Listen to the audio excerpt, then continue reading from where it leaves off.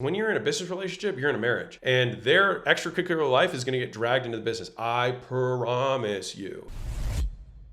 In this video, I want to give you the keys to having a terrible partnership. And the reason that we're going to talk about it in this perspective is because my big hero, Charlie Munger, talked about inverted thinking as one of the best ways to solve problems. So rather than think, how do I have an amazing partnership? Let's think about how would I guarantee a miserable, terrible partnership that would definitely ensue in a terrible breakup with lots of lawyers and all the paperwork and just honestly, ideally take forever and result in no benefit. All right. And if you don't know who I am, my name is Alex Shimozi. I own acquisition.com. It's a portfolio of companies over $100 million a year. I make these videos because I hope that you make lots and lots of money from them, and then hopefully you apply to become a portfolio company with us as long as you're doing, $3 to let's say $20 million a year, and ideally an internet business. Now, that being said, let's rock and roll on how to have a terrible partnership. Now, as somebody who has a lot of partnerships, it has taken me a very long time to get here, and I have learned a lot along the way. And the beauty of having stories is that you can get the lessons without the scars. And so I will give you, let's see, 1, 2, 3, 4, 5, 6, 7, 8, 9, 10 different things that you can do to guarantee absolutely atrocious, terrible partnership that you wish you could just not live anymore. Right? That's what's going to happen if we can make this partnership as terrible as we're going to shoot for here. All right. So number one is that we're going to make sure that they have the exact same knowledge base as you. All right. So this person that you're going to do business with knows the exact same stuff as you. There's no stuff that they know that you don't know. All right. Because that way, one of you is unnecessary. All right. And so this is a great way to have a terrible start to a partnership. One of you being unnecessary to begin with, which means both of you are giving away half your equity for no incremental benefit. It's also not very good for the business because why would you do that? So that being said, number one, have the same knowledge base, and maybe even if we're being crazy, which we are, right? Throw in the same experiences, right? If you both worked at the same place doing the same thing, why not start a business together doing the exact same thing? Brilliant. I know. All right. So number two is time, right? Make sure that they have the same amount of time as you, all right? Or disproportionate. And what I mean there is the big three on partnerships is knowledge, money, time, right? Which means they either have to have knowledge you don't have, they got to have money you don't have, or they got to have time you don't have, right? And so if you have no time, make sure they don't have time too, right? Now, if you do have time and they have time, then you're fine. But the thing is then you'd have to look at one of the other three parts of this equation in order to make sure that it's still a terrible partnership. All right. So make sure that you're misaligned on time. All right. The next one is money. If you're getting into a partnership, if one of you has money and the other doesn't, then that's value that's being added to the relationship. But if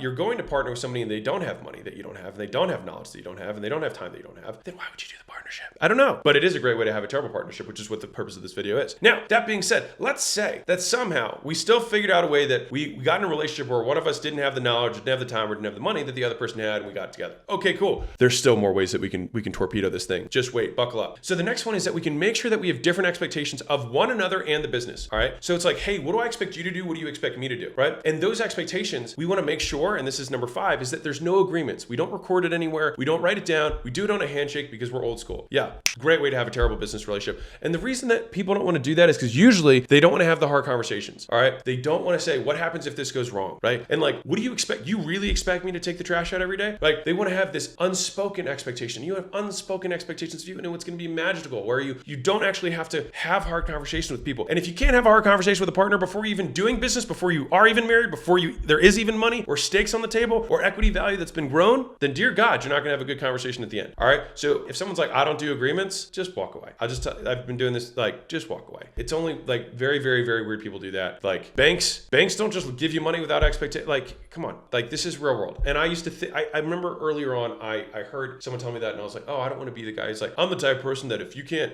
shake your hand, then blah, blah, blah. And I just don't trust people that much. So the idea for me is make sure the paper says what you needed to say, but then trust the person, right? Which is like, I hope that we never have, we write these contracts with the intention of never having to look at them, right? But we still use the contract as a vehicle to facilitate dialogue around difficult topics and to have shared expectations in a way that we both understand them and agree, right? That is the purpose of the contract. It's not to get lawyers involved. The purpose of the contract is that we have clear expectations. That is why contracts exist. Clear expectations on agreements. All right. So if we're making sure that we have a terrible partnership, we got to have all the same knowledge. We got to have disproportionate time or money, right? So all those things, time, money, knowledge, we're all matched on those, which means that one of us isn't necessary. On top of that, we have different expectations. We didn't write it down, so there's no agreements, and there's no expectations that have been communicated about what you're going to do and what I'm going to do. All right. Now, the next one, this is a big one. Give away everything. All right. So make sure that you give away everything in the partnership and do a disproportionate amount of work at the onset, because that way you'll just definitely make sure that you can garner resentment towards the other person. And the flip side can be true too. If you know the other person will be doing a lot of work, then you think to yourself, oh, well, I'm going to squeeze as much out of them as I possibly can. Well, what's going to happen? They're going to resent you and they're going to try and renegotiate later once reality sets in. So if you can think a few steps ahead of the person, rather than saying like, oh, I'm going to get them, just say like, hey, I don't know if this is going to be equitable in the future. Like, give them more. And you'll actually start to create a relationship rather than a negotiated contractual agreement, which at the end of the day, that's all contracts are supposed to do, is just outline the expectations between two parties. That's it. All right. Now, the next one is that we want to make sure that we want to have a misaligned three things: mission, values, and vision. All right. Which means that we don't actually want to take this business to the same place. And this may sound hilarious to you, but you would be amazed at the amount of partners that we get on the phone with that I'm like, what do you guys want to do with this business? And one person's like, I think we should go this way. The other person's like, I think we should go that way. I'm like, I think that you should figure that out, right? Or one of you shouldn't be here, right? Figure it out. All right.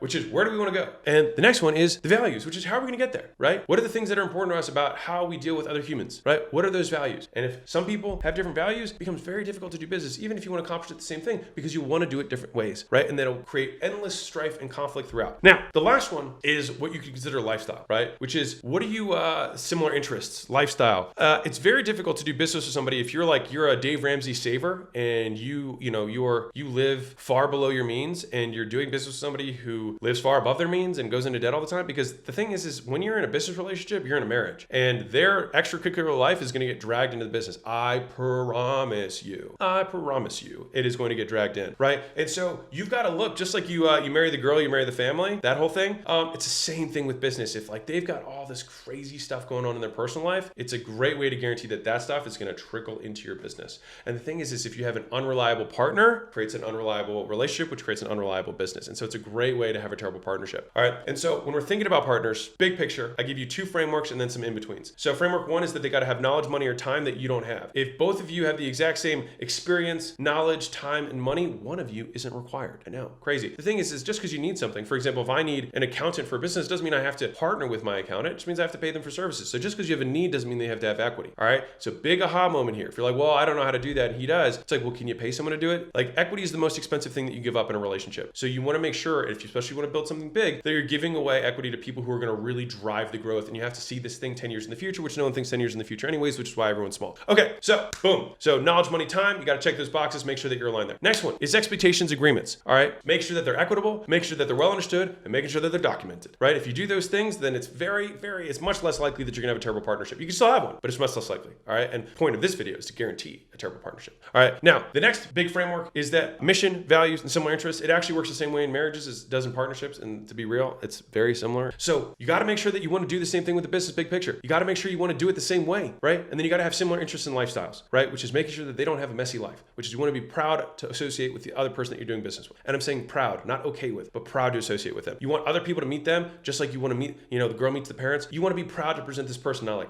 crap, right? Big picture, great ways to guarantee a terrible partnership is if you do all those things. All right. So on the flip side, make sure that they have time, money, and knowledge that you don't have, right? Either they got money you don't have, they got time you don't have, or they have knowledge you don't have, or experience, right? So they can bring something to the table that you don't already have. So one of you or both of you are required, and that the company grows based on the shared skill sets that both of you have. All right. You want to make sure that you set expectations, that you document them, and that you make sure that they're equitable. All right. Because if you do that, then it's very unlikely that you're going to fail. All right. And the next one is that you want to make sure that there's aligned mission, values, and similar interests. You want to deal with the types of people who see the world the same way as you, have the biggest long-term goals, and they want to do the process of getting from where you are to where you want to go the same way you do. And the easiest litmus test is, if you present both of you with the same data, would you make the same decision? If the answer is yes, then you'll have far less conflict in your partnership over the long haul. And so the idea is, can I find people who have complementary skill sets, but aligned mission, values, and interests? And if you can do that, you can make room for a magical rather than terrible partnership. All right. Keeping awesome, Mosey Nation. Lots of love, and I'll catch you guys in the next video.